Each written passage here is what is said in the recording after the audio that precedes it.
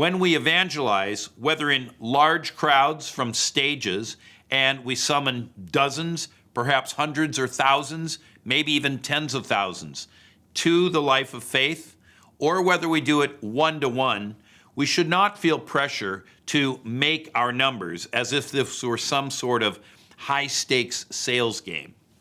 Such thinking is worldly, fleshly, even if it is well-intentioned flesh. That's right, sometimes people do things in the power of the flesh that have the best of motivations, but they are still flesh.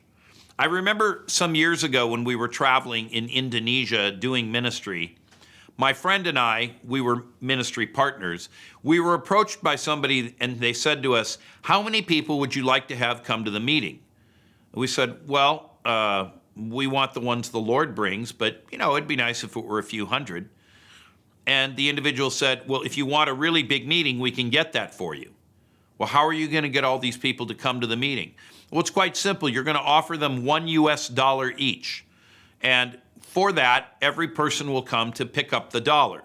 This was in an area of Indonesia that is even poorer than the rest of the country. And so he said, if you want a meeting of 50,000 people, that'll be $50,000. And of course, our handling fee will be 10% of that. So if you give us $55,000, we'll be sure that you have a crowd of 50,000. Then you can take photos of it, put it on your social media, and everybody will know that you are powerful evangelists and that people love to come out and see you. Money will flow your way and your donations will go up and you will be building your evangelistic ministry. This conversation really happened. My friend and I looked at each other and we said, we'll pass.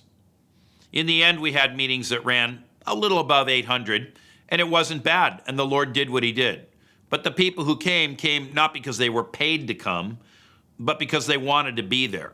Flesh gives birth to flesh. Many ministries are built on this kind of, what do you want to call it, false advertising and payoff.